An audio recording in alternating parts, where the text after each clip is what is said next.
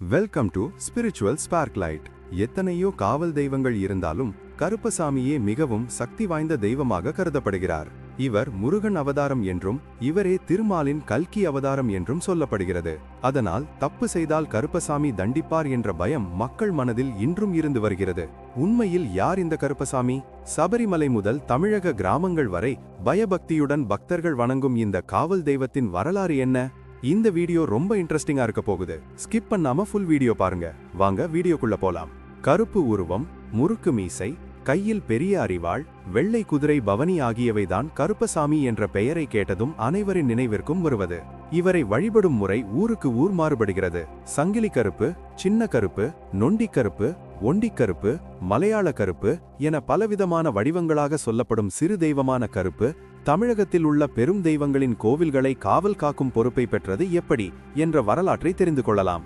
கருப்பசாமி, கருப்பண்ணசாமி, கருப்பு என பல பெயர்களில் மக்களால் அழைக்கப்படும் கருப்பசாமி தமிழகத்தின் மிக முக்கியமான காவல் தெய்வமாக வணங்கப்பட்டு வருகிறார். இவருக்கு தமிழகத்தின் பல பகுதிகளில், குறிப்பாக கிராமப்புறங்களில் அதிக அளவில் கோவில்களும் பக்தர்களும் உள்ளனர். பல ஊர்களை காவல் காக்கும் தெய்வமாக நம்பப்படும் கருப்பசாமியே அம்மன் கோவில்களின் காவல் தெய்வமாக கருதப்பட்டு அவருக்கு ஒரு தனி சன்னதி வைக்கப்பட்டிருக்கும். இப்படி அனைவராலும் போற்றப்படும் கருப்பசாமி யார்? இவர் எப்படி காவல் தெய்வமாக மாறினார் என்பதை தெரிந்து கொள்ளலாம். கருப்பசாமி காவல் தெய்வமாக இருக்கும் இடம் கேரளம்தான். அங்கிருந்து கருப்பசாமி தமிழகம் வர காரணமானது மதுரைதான். அதனால்தான் மற்ற மாவட்டங்களை விட மதுரை மாவட்டத்தில் கருப்பசாமிக்கு அதிகமாக கோவில்கள் உள்ளது. மதுரை அழகர் கோவிலை காவல் காத்து கொண்டிருக்கும் மிக சக்தி வாய்ந்த தெய்வமாக இங்கு வீற்றிருப்பது 18ஆம் படி கருப்பண்ணசாமி. இப்பகுதியை சேர்ந்த மக்கள் இந்த கருப்பசாமி மேல் மிகுந்த பக்தி கொண்டு மிகவும் பயபக்தியுடன் வணங்கி வருகின்றனர். அநியாயங்கள் செய்தால் கருப்பசாமி கேட்பார் என இந்த கருப்பசாமி மீது பயமும் அதிகம். கேரள தேசத்தை ஆட்சி செய்த அரசன் ஒருவன் ஒருமுறை பாண்டிய நாட்டில் உள்ள திருமாலிருஞ்சோலை என்னும் திவ்ய தேசமான அழகர் கோவில் வந்து அழகே உருவான கள்ளழகரை தரிசித்தான். அழகரின் அழகை கண்ட அந்த அரசன் அதை உருவேற்றி தம் தேசமான கேரளாவுக்கு கொண்டு செல்ல திட்டம் தீட்டினான். நாடு திரும்பிய அரசன் மந்திர தந்திரங்களில் நன்கு தேர்ச்சி பெற்ற 18 கேரள மந்திரவாதிகளை தேர்வு செய்து அழகரின் சக்தியை எடுத்து அழகலை கேரளம் தூக்கி வரும்படி கட்டளையிட்டான். 18 மந்திரவாதிகளும் மன்னனின் கட்டளையை நிறைவேற்ற அழகர் மலை வருவதற்கு தயாரானார்கள். 18 மந்திரவாதிகளுக்கு காவலாக மலையாள தேசத்தின் காவல் தெய்வமான கருப்பும் வெள்ளை குதிரை மீதேறி அவர்கள் முன்னே சென்றார். காவல் தெய்வத்தின் பின்னே இவர்கள் அழகர் மலை நோக்கி புறப்பட்டனர். அனைவரும் அழகர் மலையை அடைந்தனர். அழகர் மலையை அடைந்த காவல் தெய்வம் அழகரின் அழகில் மயங்கி தன்னை மறந்து நின்றது. ஆனால் அழகரின் அழகிய தங்க ஆபரணங்களை கண்டு மயங்கிய 18 மந்திரவாதிகளும் தன்னுடன் வந்த காவல் தெய்வத்தை மறந்து ஆபரணங்களையும் அழகரையும் தூக்கி செல்லும் எண்ணத்துடன் கருவறை நோக்கி சென்றனர். இவர்களின் கெட்ட நோக்கத்தை கண்ட பக்தர் ஒருவர் ஊரில் உள்ள மக்களிடம் சொல்ல, மக்கள் அனைவரும் திரண்டு வந்து அந்த 18 பேரையும் கொன்று களிமண்ணால் படிகள் செய்து படிக்கு ஒருவராக 18 படிகளிலும் 18 பேரையும் புதைத்தனர். தன்னிடம் மயங்கி நின்ற காவல் தெய்வம் கருப்பசாமிக்கு காட்சி தந்து அருள் புரிந்து வரம் தந்து என்னையும் மலையையும் காவல் புரிந்து வருவாய் என அருள் புரிந்தார் கள்ளழகரான சுந்தராஜ பெருமாள்.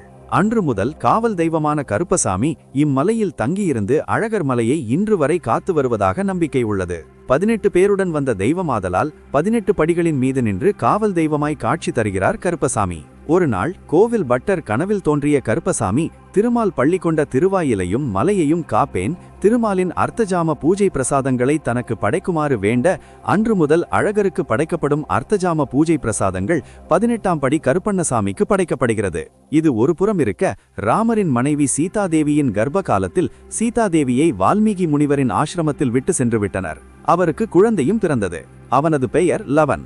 சில வருடங்கள் கழித்து சீதாதேவி தண்ணீர் எடுக்கப் போவதாகவும் மகன் லவனை பார்த்து கொள்ளும்படியாகவும் வால்மீகி முனிவரிடம் விட்டு சென்றுள்ளார். சீதாதேவி வந்து அவரது மகன் லவனை சோறு ஊட்டுவதற்கு அழைத்து சென்று விட்டது இது தெரியாமல் வால்மீகி வந்து பார்க்கும்போது அங்கு லவன் இல்லை என்று தெரிந்து, எங்கே சீதா வந்து கேட்டு தான் சாபத்துக்கு ஆளாகி விடுவோமோ என்று தர்பை புல்லை வைத்து யாகம் நடத்தி அவரது மகன் போலவே இன்னொருவனை உருவாக்கினார். ஆனால் சீதாதேவி லவனுடன் அங்கு வந்த பிறகு வால்மீகி முனிவர், இனி இவனையும் நீதான் உன் மகனாக வளர்க்க வேண்டும் என்றார். அவனுக்கு குசன் என்று பெயர் வைத்தனர். சிறிது நாட்கள் கழித்து அங்கு ராமர் சீதாதேவியையும் தன் மகனையும் அழைக்க வர அங்கு 2 மகன்கள் இருப்பதால் யார் என்னுடைய மகன் என்று கேள்வி எழுப்பினார். இதை கேட்டு கோபமடைந்த சீதாதேவி லவனையும் குசனையும் நெருப்பில் இறங்க செய்தார். அதில் லவன் மட்டும் அப்படியே வந்து விடுகிறான். குசன் உள்ளேயே கருகி விடுகிறான். பிறகு ராமன் குசனுக்கு உயிர் கொடுத்து அவனை கருப்பா என அழைத்தார். அன்று முதல் அவர் கருப்பசாமியாக உருவெடுத்தார் என்றும் கூறப்படுகிறது. இப்படி ஒரு கதை சொல்லப்பட்டு வந்தாலும் இதற்கு பெரிதும் ஆதாரம் இல்லை என்றுதான் சொல்ல வேண்டும்.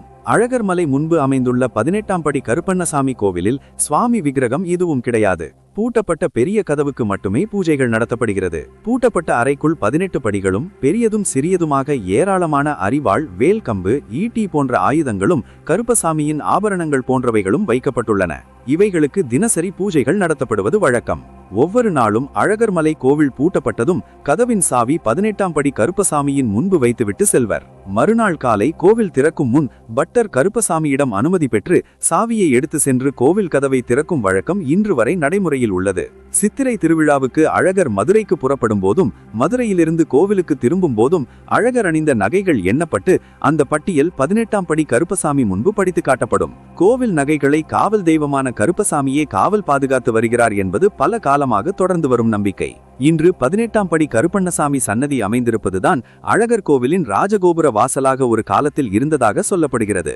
18 மந்திரவாதிகளும் கொன்று புதைக்கப்பட்ட இடம் என்பதால் தீட்டுப்பட்டு தெய்வங்கள் வந்து செல்ல ஏற்ற பாதை கிடையாது என்பதால் இந்த ராஜகோபுர வாசல் அடைக்கப்பட்டு அதற்கு பதிலாக கோட்டை சுவரின் ஒரு பகுதி உடைக்கப்பட்டு கோவிலுக்கு செல்வதற்கு வழி அமைக்கப்பட்டுள்ளது. வருடத்தின் அனைத்து நாட்களும் பூட்டிருக்கும் கருப்பசாமி சன்னதி கதவு ஆடி மாத பௌர்ணமியில் நடைபெறும் பிரம்மோற்சவ விழாவின் போது மட்டுமே திறக்கப்பட்டு பூஜைகள் நடத்தப்படுகிறது. கோவிலில் ராஜகோபுர கதவில் கருப்பசாமி குடியிருப்பதால் இது தனி சன்னதியாக மாற்றப்பட்டுள்ளது. ஆனால் பெருமாளின் ஆயுதமான சக்கரத்தாழ்வார் மட்டும் இந்த ராஜகோபுர வாசல் வழியாக பிரம்மோற்சவத்தின் போது மட்டும் வந்து செல்லும் நிகழ்வும் நடத்தப்படுகிறது. கள்ளழகருக்கு காவல் புரியும் கருப்பண்ணசாமியை மக்கள் தங்கள் குலதெய்வமாக வழிபட்டு வருகின்றனர். இன்றும் 18ஆம் படி கருப்பசாமி முன் பல வழக்குகள் தீர்க்கப்பட்டு வருகின்றன. கருப்பசாமியிடம் முறையிட்டால் நிச்சயம் நியாயம் கிடைக்கும் என்பது மக்கள் கொண்டுள்ள அசைக்க முடியாத நம்பிக்கை. அழகர் கோவிலில் காவல் தெய்வமாக நின்ற கருப்பசாமி பின்னாளில் மதுரையை ஆண்ட பாண்டிய மன்னர்களுக்கு காவல் தெய்வமாக இருந்து வந்தார். பிறகு படிப்படியாக தமிழகத்தின் பிற பகுதிகளுக்கும் கருப்பசாமி வழிபாடு பரவ துவங்கியது. இவருக்கு சுருட்டு, ஆட்டுக்கிடாய், சேவல், சர்க்கரை பொங்கல், ரோஜா மாலை என பல பரிவாரங்களுடன் படையலிட்டு குடும்பத்தில் மூத்த தலைமுறையாக நினைத்து திருவிழாவாக கொண்டாடி வருகின்றனர். அவர் கேட்பவர்களுக்கு கேட்கும் வரங்களை தருபவராகவும் பலருக்கும் காவலாக இருக்கிறார் என்றும் கூறப்படுகிறது. கருப்பசாமியை பற்றி உங்களுக்கு தெரிந்த விஷயங்களை கமெண்ட் பண்ணுங்க. மேலும் இது போன்ற சுவாரஸ்யமான வீடியோக்களுக்கு வீடியோவை லைக் பண்ணுங்க, ஷேர் பண்ணுங்க மற்றும் சுவாரஸ்யமான வீடியோக்களுக்கு சப்ஸ்கிரைப் பண்ண மறக்காதீங்க.